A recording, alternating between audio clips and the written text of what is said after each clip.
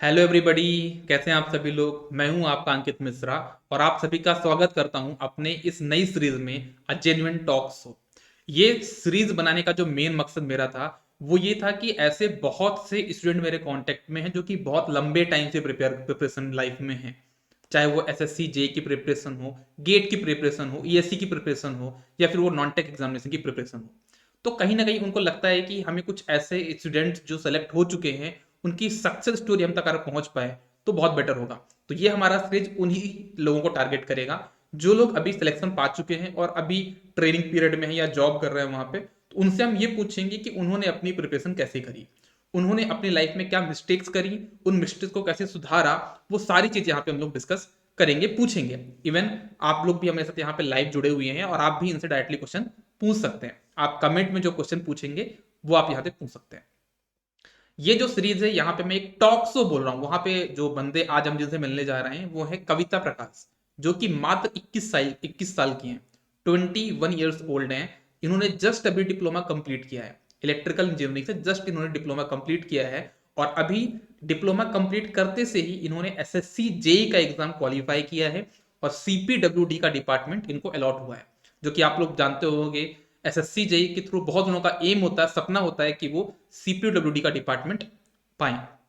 तो हम इनसे बात करेंगे कि कैसे इन्होंने इस डिपार्टमेंट के लिए इस एग्जाम को, इतने प्रीलिम्स और mains tier 1 and tier 2 exam को इतनी आसानी के साथ क्लियर कर लिया इन जस्ट 21 ईयर्स। इसके पहले भी इन्होंने एसएससी जेई का एग्जाम दिया था, उसमें उन्होंने मेंस तक वहां पहुंचे लेकिन वो अंडर एज थे। तो हम वो सारी चीजें बात करेंगे कि कैसे इन्होंने प्रिपरेशन करी, कैसे क्या चीजें रही। आप लोग के दिमाग में जो भी डाउट्स होंगे वो भी आप भी पूछेंगे। तो चलिए इनसे बात करते हैं। मैं इनको कॉल करता हूं और इनसे हम सारी चीजें डिस्कस करते हैं। आई एम कॉलिंग टू कविता प्रकाश। वाह।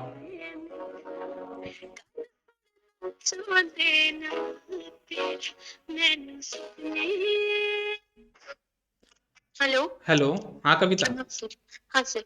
क्या हाल चाल है। रिकॉर्डिंग चालू है सर। हाँ रिकॉर्डिंग चालू है, सब देख रहे हैं हमको। अच्छा, सब ठीक है सर, आप कैसे हैं? मैं भी बढ़िया हूँ, बढ़िया हूँ। फॉर्मेलिटी के लिए अच्छा कर लिया, पूछ लिया। ठीक है, कैसी चल रही लाइफ वहां पे, ट्रेनिंग कैसा चल रहा है। सर ठीक चल रहा है, अच्छा चल रहा है, लेकिन जैसे सोचे थे ना कि अब एग्जाम क्वालिफाई कर लिए हैं उसके बाद तो ऐश होगा, आराम होगा, वैसा कुछ नहीं है। बस क्लासेस चल रही है, अच्छा ही चल रहा है, बस बिजी शेड्यूल, खुद के नहीं लिए भी अच्छी बात है टाइम ना, नहीं बिजी रहना चाहिए, बिजी रहना चाहिए। है। यस और सर। इंसान के अंदर ऐसा है ना कि जिसको जितना मिल जाता है उसको उतना कम लगता है ना। पहले आप, हाँ पहले आप भी कभी सपना देखते रहो कि एसएससी जेई के थ्रू जाएंगे, सीपीडब्ल्यूडी ज्वाइन करेंगे। हाँ सर, ये तो था बहुत बड़ा सपना। हम्म। अब मिल गया है तो अहमियत तो है सर, लेकिन बहुत बिजी शेड्यूल है यहाँ का। हम लोगों को लगा था कि गवर्नमेंट है तो थोड़ा सा कम बिजी होंगे, लेकिन ऐसा कुछ नहीं है। नहीं नहीं ऐसा नहीं है वो। अब काम तो करना पड़ेगा ना, ऐसा नहीं है। हाँ वो तो सीखना पड़ेगा, अच्छी बात है, ट्रेनिंग का टाइम है। हाँ। आप लोग की वीडियो देखता रहता हूँ मैं, आपने कोई यूट्यूब पे अपलोड किया था तो वो देखा था यस मैंने सर। ट्रेनिंग का। अच्छा अपन स्टार्ट करते हैं ना, बच्चे यहाँ पे लाइव जुड़े हुए हैं, थोड़ा उसके बारे में बात करते हैं। सबसे ओके पहले सर। तो ये कि जैसे मैं एक बार क्लियर कर दूं कि आपने डिप्लोमा किया हुआ राइट। Yes sir. कब पास आउट किया था आपने। 2019। 2019 में आपने पास आउट किया। उसके बाद हम्म आपने जब एग्जाम दिया था, इसके जब 2019 में आपने एग्जाम दिया था उस टाइम हम्म। भी शायद आपका हुआ था ना मेंस में तक आप, हाँ मेंस तक आप गए थे। हाँ लिस्ट में मेरा, आपका नाम नहीं आया था, ऐसा था क्या। नहीं मेरा 2019 का ही है ये। अच्छा 2019 का, इसके पहले भी कोई एग्जाम दिया था। नहीं सर, मेरा तो डिप्लोमा 19 में ही कंप्लीट हुआ, उसके बाद जस्ट एसएससी का फॉर्म आया। तो ओके। ऐसे पहले से तो था माइंड में कि एसएससी करना है, क्योंकि ये वन ऑफ द बेस्ट होता है डिप्लोमा के लिए, तो बहुत ही अच्छा होता है, बेहतरीन। तो बस दिमाग में था कि हाँ, एक सुना था कि एसएससी कंडक्ट कराती है, उसमें अच्छा डिपार्टमेंट होता है सीपीडब्ल्यूडी, अच्छा ये बट बताओ पता नहीं था। Yes sir. कि ये किसने बताया था कि मतलब जैसे डिप्लोमा में आप थे, अधिकतर जो लोग होते हैं ना हाँ। कि डिप्लोमा पास आउट कर लेते हैं, 2-3 साल तैयारी करते हैं, तब उनको पता चलता है कि एसएससी जेई के नाम की वैकेंसी होती है। Yes sir. तो मतलब पहले तो हम यहाँ से डिप्लोमा जिस कॉलेज से किए थे तो वहाँ सेमेस्टर्स में हम क्लासेस करते थे सेमेस्टर का। तो वहाँ पे एक मतलब कंपटीशन बैच चलता था, तो पता चला कि ऐसे कंपटीशन होता है, क्योंकि उस टाइम कुछ आइडिया तो था नहीं, डिप्लोमा में जस्ट पॉलिटेक्निक हम लोग एडमिशन लेते हैं, तो फिर उसके बाद तो पता रहता नहीं कि क्या कंपटीशन है, किस एग्जाम के लिए एलिजिबल है। तो वहाँ कंपटीशन बैच चलता था, फिर उसको ज्वाइन किए थे, तो यही सब पता चला कि कुछ कुछ कंपटीशन होते हैं। फिर भी एसएससी के बारे में उतना ज्यादा आइडिया नहीं था, क्योंकि सबको लगता था कि डिप्लोमा है तो डिप्लोमा के बेसिस पे एसएससी निकालना थोड़ा मुश्किल होता है। तो ये चीज भी माइंड में था, लेकिन फिर सोचे कि चलो करते हैं, करके देखते हैं, अगर नहीं हुआ तो फिर तो है ही, लेकिन अगर हो गया तो अच्छी बात है, शुरू करने में क्या फर्क बहुत है। बढ़िया, बहुत बढ़िया। अच्छा, तो ये स्टार्ट कैसे किया, मतलब जैसे प्रिपरेशन जो था वो सोचा कहाँ से, कैसा क्या ज्वाइन किया, कैसा क्या पढ़ा, कहाँ से क्या पढ़ा? वही सर पूरा डिटेल, मतलब परफेक्ट। आपको पूरा जेन्युइन बताना है ना, ऐसा नहीं कि हाँ आपको तो सर वही सेमेस्टर वाले बैच में कंपटीशन बैच चलता था। मैं तो रांची की हूँ, तो वहाँ पे परफेक्ट ट्यूटोरियल एक है कोचिंग, तो वहीं से स्टार्ट करा था प्रिपरेशन। वहाँ पे बहुत कुछ बेसिक वगैरह पढ़ाई की। उसके बाद काफी चीजें कवर हो गई थी। उसके बाद हो गई लॉकडाउन, तो फिर अब समझ में नहीं आया था, बहुत कुछ पेंडिंग था कि कैसे पढ़ना है आगे। और मतलब मेन मेन कोर पेपर्स हो गए थे, कुछ कुछ पेपर्स नहीं हुए थे, जैसे कि मेजरमेंट, वो तो मैंने बिल्कुल नहीं पढ़ा था। फिर अनअकैडमी पे आप आए, तो फिर ऐसे इंटरेक्शन हुआ आपसे, तो आपसे हम तो पूरा मेजरमेंट आप ही से पढ़े थे। बाकी जो चीजें थी जैसे मशीन हो गया, बेसिक वाला पार्ट, वो तो मैंने परफेक्ट ट्यूटोरियल से करा था। फिर मेजरमेंट, यूटिलाइजेशन और भी बहुत सारा पेपर जो आप बहुत अच्छा पढ़ाते हैं, वो फिर आपसे अनअकैडमी से जुड़ करके मैंने पढ़ाई की। उसके बाद फिर थोड़ा कॉन्फिडेंस तो कम था, क्योंकि शुरू वाला पेपर था, तो लग रहा था कि शायद क्या होगा। टेस्ट भी मैंने बहुत अटेम्प्ट नहीं किया था, 2-3 ही टेस्ट दिए थे, चलो स्टार्टिंग है। फिर ऐसे तो मेन मेन सब्जेक्ट में पकड़ हो ही गई थी, और जिसमें थोड़ा बहुत भी ऐसे डाउट था वो तो आपसे कर लिया था। फिर एक चीज पता था कि एसएससी अगर करना है तो टेक नॉन टेक साथ लेके चलना पड़ेगा। हाँ हाँ टेक टेक तो हो गया, आपने पढ़ाया, परफेक्ट से पढ़ा, लेकिन अब नॉन टेक की बात थी। नॉन टेक के लिए तो रीजनिंग का तो है कि आप जितना प्रैक्टिस करेंगे रीजनिंग उतना अच्छा होता जाएगा, और टाइम मैनेजमेंट के लिए टाइमर सेट करके और फिर आप आराम से रीजनिंग दे सकते हैं। लेकिन जो सबसे मेन और सिलेक्टिव पॉइंट होता है वो जीके जीएस का होता है। बिल्कुल। वही, तो पहले से ही दिमाग में ये फिक्स था कि जीके जीएस तो अच्छा करना ही है, क्योंकि उसके बिना तो नहीं होगा, कितना भी अच्छा कर ले। तो फिर जीके जीएस भी मैंने साथ में दोनों को, ऐसा नहीं है कि जीके जीएस को कम टाइम दिए हम बहुत अच्छा टाइम जीके जीएस को भी दिए, क्योंकि पता था कि जीके जीएस का भी वेटेज बहुत सही है, 25% है। तो फिर उसको भी लेके चले साथ में ही। हम 12 बजे से पहले का टाइमिंग नॉन टेक्निकल को देते थे, और फिर खाना खाने के बाद सिर्फ टेक्निकल। अच्छा उसके बाद जितना भी टेक्निकल देना है हम उसको देते थे। नॉन टेक पे मेरा अच्छा कमांड हो गया था, क्योंकि हम स्टार्टिंग से ही सोच लिए थे कि नॉन एसएससी करना है तो नॉन टेक करना है। फिर दोनों इस तरह से मैनेज भी हो गया, और फिर पेपर जब दिए तो ठीक गया पेपर नॉन टेक की वजह से। टेक्निकल तो एसएससी में बहुत अच्छा पूछा जाता है, कोई आउटर पेपर होता नहीं है कि आपको माइक्रो प्रीवियस प्रोसेसर क्वेश्चन पढ़ना है। ऑलमोस्ट होते हैं। हाँ, पीवाईक्यू तो बहुत बहुत ऑलमोस्ट वही होते हैं, और पीवाईक्यू बहुत इंपॉर्टेंट भी होते हैं। तो टेक्निकल तो अच्छा गया, नॉन टेक भी मेरा अच्छा चला गया था, क्योंकि प्रिपरेशन नॉन टेक की अच्छी थी, और स्पीड मैंने वही आर.एस. अग्रवाल की बुक ली थी रीजनिंग के लिए। तो मैं रोज उस 50 क्वेश्चन उससे निकाल के और टाइमर लगा के 30 मिनट और 10 मिनट के लिए फिर एक्सटेंड कर देती थी, क्योंकि 30 मिनट में 50 क्वेश्चन तो नहीं बनेंगे, लेकिन 30 मिनट का वो जो प्रेशर टाइम होता है उसमें मैक्सिमम क्वेश्चन बन जाते थे। फिर 10 मिनट का एक्सटेंशन करके जो क्वेश्चन बच गए उसको बना लेती थी, तो इससे मेरा रीजनिंग पे भी बहुत अच्छा टाइम मैनेजमेंट हो गया था। अच्छा। हम्म,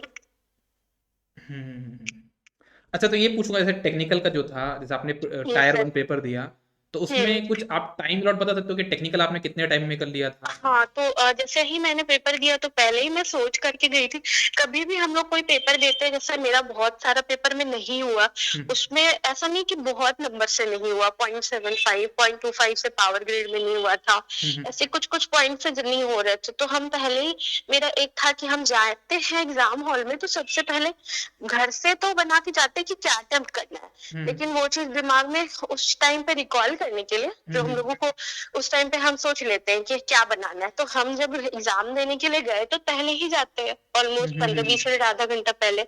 तो उस टाइम माइंड पे सोचे कि पहले जाके कौन सा अटेम्प्ट करना है, कौन सा पेपर। तो हम सोचे पहले रीजनिंग करते, क्योंकि रीजनिंग एक ऐसा चीज होता है जो बहुत ज्यादा प्रेशर में ना नहीं बनता है। उस टाइम पे स्टक कर जाएंगे और आधा घंटा भी निकल जाएगा और आप बना नहीं पाएंगे। तो इसलिए हम पहले रीजनिंग बनाए। ऐसा नहीं कि बहुत ज्यादा टाइम दिए, 30 मिनट 40 मिनट दिए। 40 मिनट में मुझसे जितना बना उतना बना के और हम छोड़ दिए। ऐसा नहीं कि धीरे धीरे। 40 मिनट में हम उस टाइम पे मेरा 39 पॉइंट समथिंग आया था रीजनिंग पे, और हम 42 क्वेश्चन ही अटेम्प्ट कर पाए थे 40-45 मिनट में। उसके बाद हम टेक्निकल पे आ गए, उसको हम अराउंड 1 आवर दिए थे। और जीके जीएस एक ऐसा सब्जेक्ट होता है जिसमें आपको बहुत ज्यादा सोचने की जरूरत नहीं है। बनता तो मतलब बनता है, तो नहीं बनता। हाँ, नहीं बनेगा तो वो तो नहीं ही बनेगा, और आता है तो वो तुरंत स्ट्राइक कर जाएगा। तो उसको पहले बनाना या ज्यादा टाइम देना तो बेवकूफी है मेरे अकॉर्डिंग। तो हम उसको ऐसे 10 मिनट दिए टाइम कि चलो जो आता है बन जाएगा। और वो होता है ना कि प्रेशर में अगर आपको आ रहा है तो वो सही बनता है। तो उस टाइम पे 10 मिनट मेरे पास बचा था क्वेश्चन, मतलब 15 मिनट अराउंड, और पूरा टेक्निकल नॉन टेक का जीके का क्वेश्चन बचा हुआ था। फिर हम जल्दी जल्दी जल्दी जल्दी उसको देख लिए। फिर वो भी बन गया 15 मिनट के अंदर। तो मतलब ऐसे वो प्रीलिम्स वाला पार्ट हुआ है ना। हाँ। अच्छा, एक चीज मैं पूछूंगा, जब प्रिपरेशन कर रहे थे तो उसी टाइम पे ऐसा सोच के कर रहे थे कि टायर 1 टायर 2 साथ में कर रहे हैं, या सिर्फ टायर 1 के लिए प्रिपेयर नहीं किए थे? सर, मेरे साथ ऐसा था कि 19 के जस्ट पास आउट थे, करना था एसएससी। लेकिन हम सोचे कि चलो देखते हैं, अगर 19 में इतना तो है कि टीयर 1 में चले जाएंगे, टीयर 2 वाले नहीं भी हुआ तो 20 वाले में डेफिनेटली हो जाएगा।